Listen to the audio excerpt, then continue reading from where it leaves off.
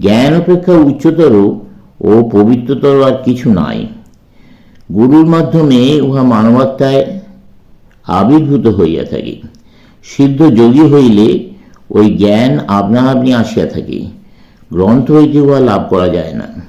যতই না গুরু লাভ করিতেছ, ততদিন পৃথিবীর চারিকোণে মাথা খুঁড়িয়া আসিতে পারো, অথবা হিমালয়, আল্পস বা ককেশাস পর্বত, অথবা গোবি বা সাহারা মরুভূমিতে বা সাগরের তলদেশেও যাইতে পারো, কিছুতেই এই জ্ঞান আসিবে না।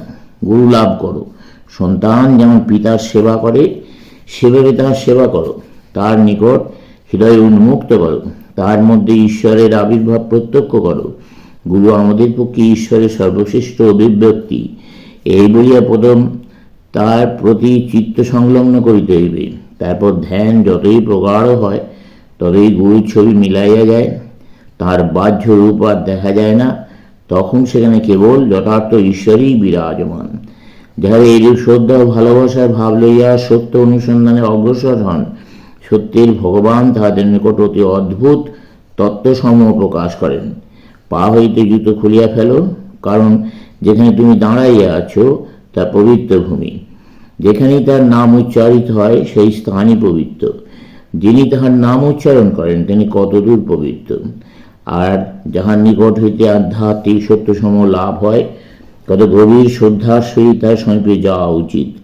এই ভাব লইয়া আমাদিগকে গুরুর নিকট হইতে উপদেশ গ্রহণ করিতে হইবে। এই জগতে এরূপ গুরু যে সংখ্যায় অতি অল্প, তাতে কোনো সংশয় নাই। কিন্তু পৃথিবীতে এইরূপ গুরু একটিও থাকেন না, এমন কখনো হয় না। যে মুহূর্তে পৃথিবী সম্পূর্ণরূপে এইরূপ গুরু বিরহিত হইবে, সেই মুহূর্তে ইহা ভয়ানক নরকুণ্ডে পরিণত হইবে, ধ্বংস হইয়া যাইবে। এই গুরুগণই মানব জীবনের সুন্দরতম বিকাশ। তাঁরা আছেন বলিয়াই জগৎ চলিতেছে, তাহাদের শক্তিতেই সমাজ বন্ধন অব্যাহত রইয়াছে। ইহারা ব্যতীত আর এক শ্রেণীর গুরু আছেন, এই পৃথিবীর খ্রিস্টতুল্য ব্যক্তিগণ।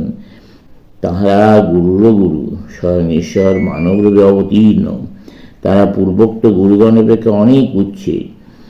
তাহারা স্পর্শ দ্বারা এমনকি শুধু ইচ্ছামাত্র অপরের ভেতর ধর্মশক্তি সঞ্চারিত করিতে পারেন। তাহাদের শক্তিতে হীনতম অধম ব্যক্তিগণও মুহূর্তের মধ্যে সাধুতে পরিণত হয়। তারা কিরূপে ইহা করিতেন, তা কি তোমরা পড়ো নাই? আমি যে সকল গুরুর কথা বলিতেছিলাম, এই গুরুগণ তাহাদের মতো নন। ইহারা ওই সকল গুরুরও গুরু, মানুষের নিকট ঈশ্বরের শ্রেষ্ঠ প্রকাশ। তাহাদের মধ্য দেওয়া ব্যতীত অন্য কোন রূপে আমরা ঈশ্বরের দেখা পাইতে পারি না। তাহাদিওকে পূজা না করিয়া আমরা থাকিতে পারি না, একমাত্র তাহাদিওকেই আমরা পূজা করিতে বাধ্য। অবতারের মধ্যে ঈশ্বরের যেভাবে প্রকাশিত, অবতারের মধ্যে ঈশ্বর যেভাবে প্রকাশিত, সেভাবে ব্যতীত অন্যরূপে তাহাকে কেহ দেখে নাই। আমরা ঈশ্বরের দর্শন লাভ করিতে পারি না। যদি আমরা তাহাকে দেখিতে চেষ্টা করি, তবে তাহার এক ভয়ানক বিকৃত রূপই গড়িয়া থাকি। ভারতের চলিত কথাই বলে, এক মূর্খ শিব গড়িতে গিয়া অনেক চেষ্টায় একটি বানর গড়িয়াছিল। যখন ঈশ্বরের মূর্তি গড়িবার চেষ্টা করি, তখনই আমরা তাহাকে বিকৃত করিয়া তুলি। কারণ যতক্ষণ আমরা মানব, ততক্ষণ আমরা তাকে মানব অপেক্ষা উচ্চতর আর কিছুই ভাবিতে পারি না। অবশ্য এমন সময় আসিবে, যখন আমরা মানব প্রকৃতি অতিক্রম করিব এবং তাহার যথার্থ স্বরূপ অবগত হইব। কিন্তু যতদিন আমরা মানুষ, ততদিন তাহাকে মনুষ্যরূপে উপাসনা করিতে হইবে। যাহাই বলো না কেন, যতই চেষ্টা করো না কেন, ঈশ্বরকে মানব ব্যতীত অন্য রূপে দেখিতে পাইবে না। আমরা খুব পাণ্ডিত্যপূর্ণ বক্তৃতা দিতে পারি, খুব যুক্তিবাদী হইতে পারি, প্রমাণ করিতে পারি যে ঈশ্বর সম্বন্ধে এই সকল পৌরাণিক গল্প একেবারে অর্থহীন। কিন্তু একবার সহজ বুদ্ধি দিয়ে বিচার করিয়া দেখা যায়, ওই অসাধারণ বুদ্ধির পশ্চাতে কি আছে। উহা শূন্য, খানিকটা বুদ্বুদ মাত্র। অতঃপর যখনই দেখিবে কোনো ব্যক্তি এইরূপে ঈশ্বর পূজার বিরুদ্ধে খুব জোর পাণ্ডিত্যপূর্ণ বক্তৃতা দিতেছে, তখন সেই ব্যক্তিকে ধরিয়া জিজ্ঞাসা করো, ঈশ্বর সম্বন্ধে আপনার কি অনুভূতি? সর্বশক্তিমত্তা, সর্বব্যাপিতা, সর্বব্যাপী প্রেম ইত্যাদি শব্দ দ্বারা ওইগুলির বানান ছাড়া আর বেশি কি বোঝেন? সে কিছুই বোঝে না, সে ওই শব্দগুলি দ্বারা নির্দিষ্ট কোনো ভাবই বোঝে না। রাস্তার যে লোকটি এখনো বইও পড়ে নাই, তার অপেক্ষা সে কোনো অংশে উন্নত নয়। তবে রাস্তার লোকটি নিরীহ শান্ত প্রকৃতি, সে সংসারে শান্তিভঙ্গ করে না, কিন্তু অপর ব্যক্তি তর্কের জ্বালায় সকলে ব্যতিব্যস্ত। তার কোনো প্রত্যক্ষ ধর্মানুভূতি নাই, উভয়ে এক ভূমিতে অবস্থিত। প্রত্যক্ষ অনুভূতি ধর্ম, শুধু কথা ও প্রত্যক্ষ অনুভূতির মধ্যে বিশেষ প্রভেদ করিতে হইবে। আত্মাতে যা অনুভূত হয় তাই প্রত্যক্ষ অনুভূতি। সর্বব্যাপী পুরুষ বলতে কি বোঝায়? মানুষের তো নিরাকার আত্মা সম্বন্ধে কোনো ধারণাই নাই।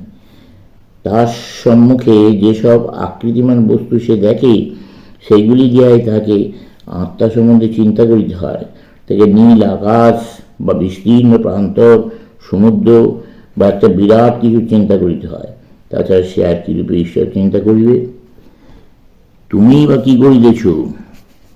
তুমি সর্বব্যাপিতার কথা বলিতেছ, অথচ সমুদ্রের বিষয়ে ভাবিতেছ। ঈশ্বর কি সমুদ্র?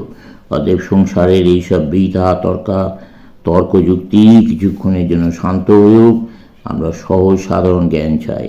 আর এই সাধারণ জ্ঞানের মতো দুর্লভ বস্তু জগতে আর কিছুই নাই। এই পৃথিবীতে বড় বেশি কথা ও আলোচনা। আমাদের বর্তমান গঠন ও প্রকৃতি অনুসারে আমরা সীমাবদ্ধ। আমরা ভগবানকে মানবভাবে দেখিতে বাধ্য। মহিষেরা যদি ঈশ্বরের উপাসনা করিতে ইচ্ছা করে, তবে তারা ঈশ্বরকে এক বৃহদাকার মহিষ রূপে দেখিবে। মৎস্য যদি ভগবানের উপাসনা করিতে ইচ্ছা করে, তবে তাহাকে এক বৃহৎ মৎস্যরূপী ভগবানের ধারণা করিতে হইবে। মানুষ যদি ভগবানকে উপাসনা করিতে চায়, তবে তাকে মানুষরূপী তার চিন্তা করিতে হইবে। আর এগুলি শূন্য কল্পনা নয়। তুমি, আমি, মহিষ, মৎস্য, ইহাদের প্রত্যেকে যেন এক একটি ভিন্ন ভিন্ন পাত্র। এগুলি নিজ নিজ আকৃতির পরিমাণে জলে পূর্ণ হইবার জন্য সমুদ্রে গেল। মানব রূপ পাত্রে ওই জল মানবাকার, মহিষ পাত্রে মহিষাকার, মৎস্যপাত্রে মৎস্যাকার ধারণ করিল।